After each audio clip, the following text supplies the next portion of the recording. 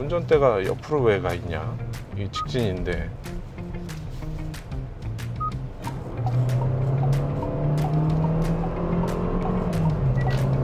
오. 그렇게 뭐 가속력이 좋다거나 이런 아주 강한 파워가 나오고 그러지는 않아요. 이건 어떻게 끄는 거냐 이거?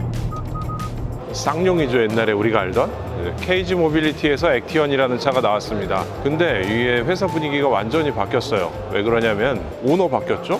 그다음에 경영진 바뀌었죠. 그리고 이 국내 사업 총괄하는 사람까지 인적인 쇄신이 완전히 이루어졌습니다. 그래서 이 국내 사업 총괄하는 분은 메르세데스 벤츠하고 제규어 랜드로버에 있던 분이고, 디자인하는 분은 기아에서 오셨고, 이게 완전히 다른 차가 된 거죠. 그래서 몇 가지 독특한 점들이 있는데 그걸 지금부터 살펴보겠습니다. 전반적으로 보면 앞에 디자인이 건공감리를 열심히 쓰고 있어요. 6조각, 5조각 저렇게 건공감리 패턴이 들어가 있잖아요. 요즘 저런 강한 디자인 언어를 계속 보여주면서 자기 표현을 하고 있는 거죠. 그리고 주간주행 등이 옆으로 쑥 내려와 있는데 요거는 토레스 기존의 모델하고 비슷한 것 같긴 합니다. 이 차의 특징은 여러 가지 옵션이나 트림이 있는 게 아니에요. 딱 2가지 트림이 있고 기본 트림에 거의 대부분의 옵션을 넣어주고 있습니다.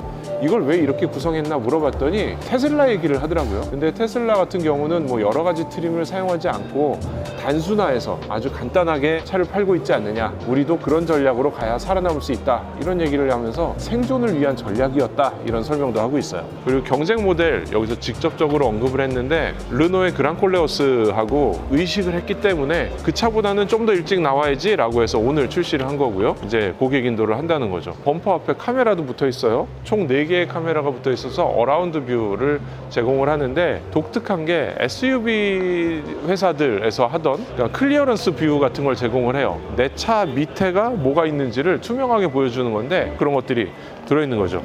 괜찮긴 한데 아직도 눈에 거슬리는 그런 부분들이 있어요. 요런 데 보면 선들이 뭔가 딱딱딱딱 이렇게 맞아 들어가지 않고 여기서 어색하게 이렇게 막 얘하고 막 각들이 여러 개가 생기죠. 이런 것들 좀 깔끔하게 처리됐으면 좋겠지만 지금 모양을 바꾸느라 그렇게 큰 변화는 아니었기 때문에 요런 데서 이상한 조합 같은 것들이 좀 보이기는 해요. 옆면에서 보면 이 차는 모두 다 20인치 휠을 끼고 있습니다. 트림에 관계없이 다 20인치를 사용하고 있고 미쉐린의 흡음 타이어를 사용하고 있죠. 그러니까 요 급에서 사실 미쉐린 타이어 적용 별로 안 하는데 이 차에 들어갔고요. 20인치 휠을 적용했어요. 그리고 이번 디자인의 제일 큰 변화, 요 차가 새로 나오면서 토레스하고 차별화되는 점이 바로 요 라인들이죠. 루프 라인하고 이런 것들이 요 뒤에가 많이 바뀌었어요. 그래서 신차 발표 때에도 옆모습과 뒷모습에서 차별화를 많이 주고 있다라고 했는데, 특히 저는 뭐 칭찬할 만한 거는 이 뒷모습이 예뻐진 것 같아요. 요런 디자인까지는 기존의 토레스하고 비슷한데 여기 이 라인들이 바뀌면서 차가 굉장히 예뻐졌단 말이죠. 여기 이렇게 딱 떨어지는 레인지로버스러운 라인과 여기에 한 줄로 쭉 칠해놓은 이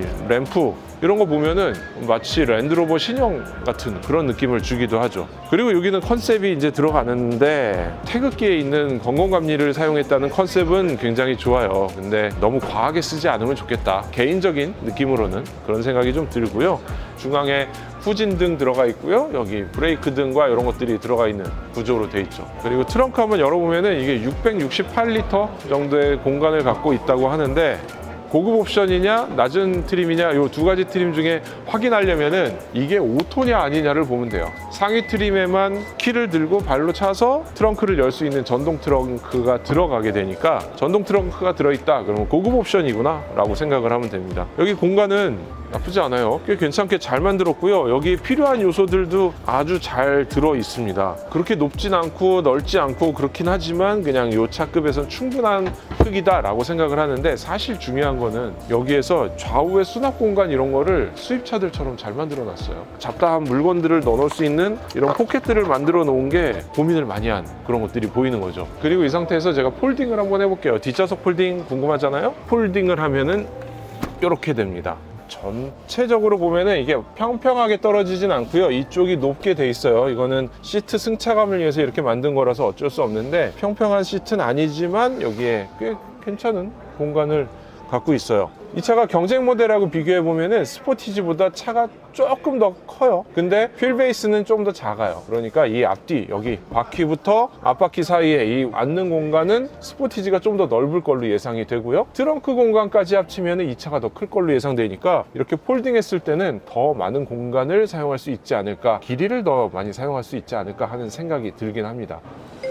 본인 양쪽 끝에 있는 자, 꽤 괜찮은데? 시트 포지션이 생각보다 많이 내려오는 편이네요. 괜찮은 포지션에 앉을 수가 있고요. 이 머리 공간 보세요. 이만큼이 남아요. 이거 꽤 괜찮네. 그리고 이 차를 딱 타는 순간 저는 사실 브로셔 보고 몇 가지 기대를 했었는데, 저희가 지금 여기까지 타고 왔던 차가 BMW거든요. 근데 그 차의 계기판과 비슷하게 생겼다는 요 계기판이 들어있고, 크리스탈 기어 노브가 들어있다고 해서 요거 촉감이 되게 궁금했어요. 이 크리스탈 기어 노브가 BMW i5 같은 경우 보면은 다이아몬드처럼 각을 막 만들어 놔가지고 이렇게 만졌을 때 입체적이고 꽤 괜찮은 촉감을 주거든요. 근데 이건 또 못지않게 괜찮게 잘 만들었어요. 전면에 12.3인치, 12.3인치 두 개의 디스플레이를 사용하고 있고요. 이 중간은 디스플레이가 비어 있습니다. 그래서 여기는 공조와 내비게이션 관련된 기능을 여기서 쓸 수 있게 만들어져 있고요. 그리고 이런데 수납함 같은 것들을 넣었는데, 이거 뭐야? 이거 뭐가 별로 안 들어가겠는데? 차키도 다 안 들어가는 깊이라서 조금 애매하긴 한데, 어쨌건 수납함이 들어있고요. 차키는 이렇게 생겼습니다. 차키에 대해서는 뭐 더 드릴 말씀이 있는데, 안드로이드 기반의 NFC 기능을 사용하면은 스마트폰을 이용해서 차키를 쓸 수 있어요. 근데 아직 아이폰은 적용하지 않아서 이게 다른 차종들처럼 모든 스마트폰이 다 되는 건 아니고, 안드로이드를 사용하면은 키 없이도 다닐 수 있는 그런 차가 된 거죠. 스마트폰 충전을 이렇게 집어넣어서 충전할 수 있게 만들어 놨고요. 이것도 잘 만든 것 같아요. 뭐 첫인상이지만 살짝 아쉬운 것도 있어요. 지금 보면은 여기에 있는 이 하이패스 룸미러 이런 것들 한 5년 전, 4년 전 현대기아에서 보이던 그런 것들이거든요. 디자인이 좀 투박하고 하이패스 들어가는 기능은 있지만 이 차의 크기와 디자인과 좀 이런 거 자주 보는 건데, 뭐 인피니티 미러라든가 이런 거 적용하면 좋았을 것 같다는 생각이 들기도 하고요. 여기 독특한 게 지금 썬루프가 없어요. 고급 옵션을 하더라도 이 천장에 썬루프가 들어가지 않습니다. 이런 것들이 앞으로 개선될 여지가 충분히 있다고 하네요. 지금은 가능한 단순화해서 빨리 만들어서 그랑콜레어스하고 경쟁을 하려고 내놨기 때문에 여러 가지 뭐 왜 이게 없지? 하는 것들이 빠져 있는데, 이 시트가 전동식이긴 한데 메모리가 안 돼요. 의외죠. 이런 것들을 빼놓으면서 공정 단순화하고 옵션 줄여가면서 단가를 많이 낮춘 그런 모델이라고 생각하면 될 것 같아요. 자, 앞좌석을 제가 앉았던 그대로 두고 와서 뒷좌석에 앉았는데 되게 넓다. 일단 이 뒷좌석 리클라이닝이 됩니다. 여기 이렇게 잡아서 올려야 되긴 하는데, 제일 기본 각도가 이 정도 각도에서 시작을 하고요. 리클라이닝을 더 하면은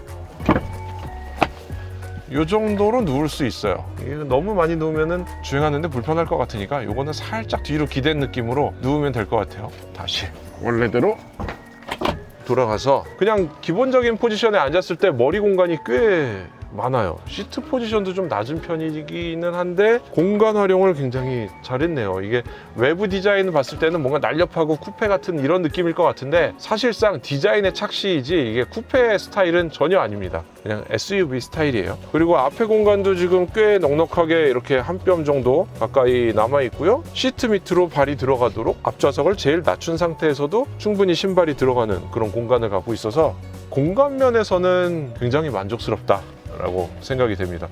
뒷좌석의 시트의 마감들이나 이런 것도 좋고요. 여기 보면은 이거 최근에 기아에서 이런 것들 적용하면서 좋아했었잖아요. 여기 쇼핑백 같은 거 걸 수 있는 이런 고리로 되어 있는데, 비닐봉지 같은 것도 걸기 괜찮고 잘 만들었어요. 가변 배기, 이거는 스피커에서 나는 소리로 배기를 만들어 주는 건데 여기 들어 있어요.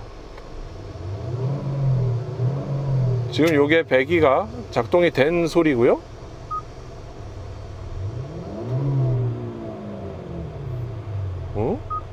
지금 이게 꺼지는 소리. 그러니까 단계가 있나 보다. 이게 꺼진 소리고요. 한번 누르면은 작동이 된 상태. 또 한 번 더 누르면은 더 시끄럽게. 4단계로 조절이 되는 것 같은데 얘가 어떻게 되는 상황인지 표시를 안 해주고 있어요. 이게 그냥 아이콘이 계속 똑같아요. 운전대가 옆으로 왜 가 있냐? 이게 직진인데.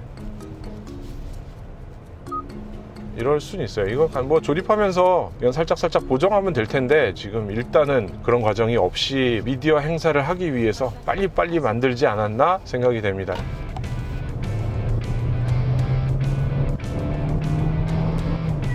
자, 가속을 시작해 보면은 일단 제일 첫 느낌은 꽤 경쾌하게 나가요.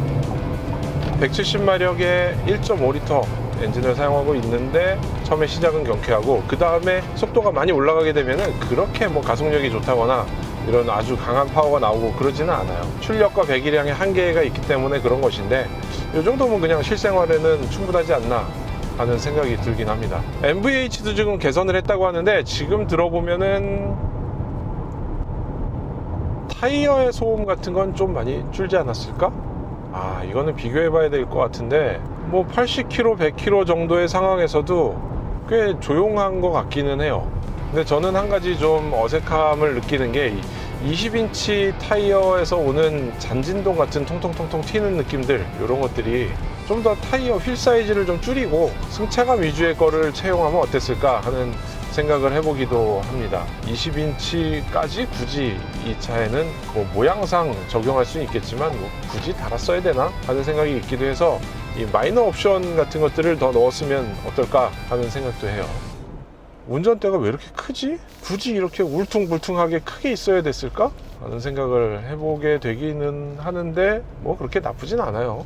동그라면 더 좋겠다라는 생각이 들기도 하고요. 패들 시프트를 여기다 넣어주긴 했는데 이것도 엔진이 사실 그렇게 뭐 패들 시프트까지 재밌게 써가면서 달릴 만한 그런 성능은 아니기 때문에 달려있다 정도.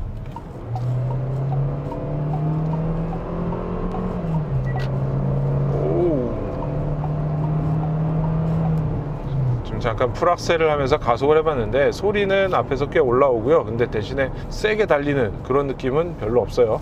노멀 모드였는데 드라이브 모드를 스포트로 바꿔볼게요. 이게 뭐야, 이게 스포트야?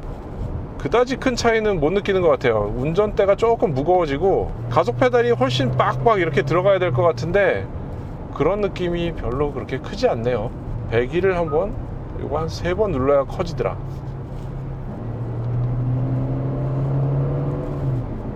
오, 소리가 웅장하게 커지긴 하는데 좋아요. 이런 거 있다는 거 좋긴 좋아. 근데 이 소리가 이 차와 이 움직임과 그렇게 어울리진 않는 것 같아요.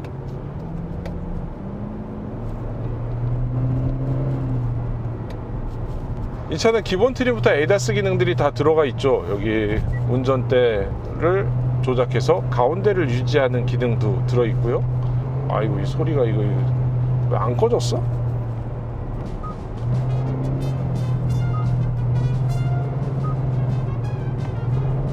이건 어떻게 끄는 거냐 이거? 못 끄겠다. ADAS 기능도 들어있어서 앞차와의 간격도 잘 맞춰주고요. 자율주행 레벨 2.5라고 KG에서는 설명을 하고 있는데 뭐 보통들 우리나라에서 많이 쓰는 정도, 지금 아주 보편적인 정도 수준의 기능이라고 보시면 될 것 같아요. 전반적으로는 과거의 KG 모빌리티, 그러니까 그 이전에 쌍용 자동차 시절의 차를 타보면은 뭔가 신차를 내놨는데 처음부터 완전히 잘 어울리게 버무려서 개발하거나 완전히 맞춰서 다 하나인 듯이 어울리게 만들어내지를 못했었어요. 변속기 따로, 뭐 계기판 따로, 여기에 공기청정기 따로 붙여놓고 뭔가 이런 것들을 합쳐가지고 뭔가 하나가 된 듯한 그런 모습을 보여줬었는데 이번에는 상당히 많이 그런 것들이 되게 통합이 된 느낌을 주고 있습니다. 디지털 디스플레이 같은 경우도 그렇고 운전대에 포함된 기능들, 뭐 스마트폰 충전 이런 것들까지도 다 이렇게 모아진 것 같긴 해요. 그래서 과거보다는 굉장히 많이 좋아졌다라고 설명을 할 수 있지만 방금 전에 뭐 이런 기능들처럼 뭔가 아직 어색한 이런 것들이 남아 있어서 이런 것들을 좀 더 빨리 해결하면은 한 단계 더 높은 평가를 받게 되지 않을까 생각이 됩니다. 이머전시 마켓이라고 부르는 뭐 터키라든가 아프리카 뭐 이런 데에 수출도 많이 목표를 하고 있습니다. 독일에도 신규 법인을 내기도 했고요. 그런 지역에 수출하면서 좀 가격 게 상당한 메리트를 갖고 그런 점을 장점으로 활용하면서 한국산 자동차라는 것으로 간다면은 승부수를 던져볼 만하기도 할 것 같아요. 그런 면에서는 이 차가 꽤 잘 통하지 않을까 하는 생각이 들고요. KG도 이제 수출을 더 많이 하는 그런 자동차 회사가 되지 않을까 기대를 하면서 오늘 짧은 시승은 여기서 마치도록 해야겠어요. 저는 지금까지 오토캐스트 이다일이고요. 이 차는 KG 모빌리티의 액티언입니다. 2024년에 출시한 차예요.